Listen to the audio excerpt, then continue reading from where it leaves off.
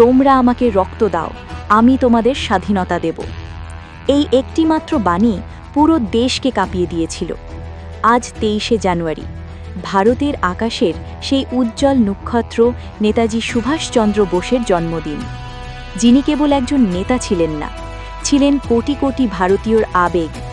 স্বাগত বন্ধুরা, আজকের বিশেষ ভিডিওতে আমরা কথা বলবো দেশ নায়কের সেই বীরত্বের কাহিনী নিয়ে।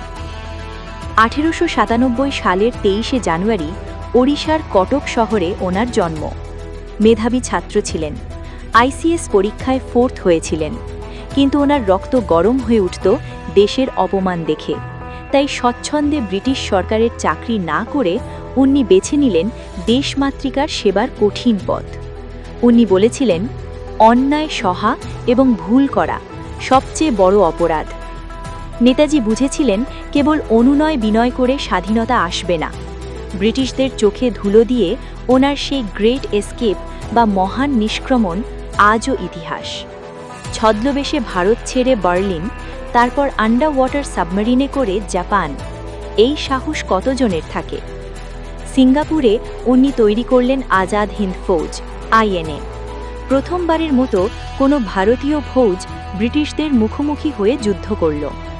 ওনার দিল্লি চলো ডাকে কেঁপে উঠেছিল ব্রিটিশ শাসনের ভিত্তি। আজ ওনার জন্মদিনকে ভারত সরকার পরাক্রম দিবস হিসেবে পালন করে। নেতাজির মৃত্যু নিয়ে অনেক রহস্য থাকতে পারে, কিন্তু ওনার ভাবনা বা আইডিওলজি কোনোদিন মরবে না।